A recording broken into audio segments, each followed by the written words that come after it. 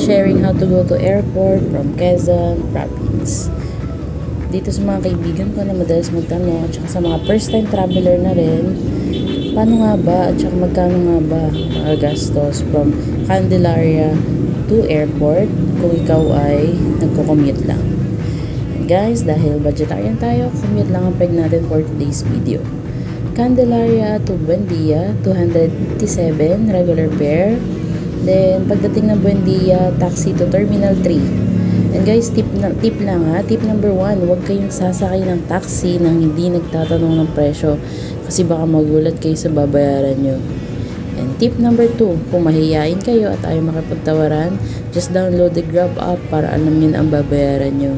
Pero by the way, 250 pesos pala yung binayaran namin sa taxi and for 2 na yun.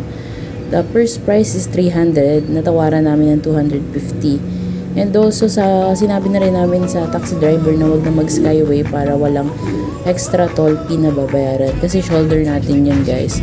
Lalo naman kung mahaba yung oras nyo at hindi naman kayo ganun magmamadali. Pero kung nagmamadali kayo, much better na mag-skyway kayo para less traffic. Tip number 3, always put extra time pag nag-commute kayo. Hindi kasi natin masabi yung traffic. Minsan traffic, minsan hindi. So, estimated time, Candelaria to Buendia, 3 to 4 hours and Buendia to airport, 15 to 20 minutes. Depende pa kung gaano ka-traffic. Local travels, 2 to 3 hours ng flight nyo, dapat nasa airport na kayo para mag-check-in if may luggage kayo.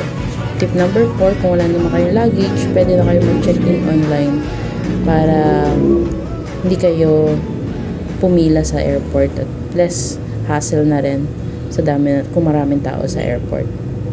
That's it guys, sa vegetarian travel and 4 tips kung paano kayo pupunta ng airport galing ng Candelaria, Quezon. That's it guys, bye for now and see you sa next episode ng Vegetarian Gala by Joyce. Thank you!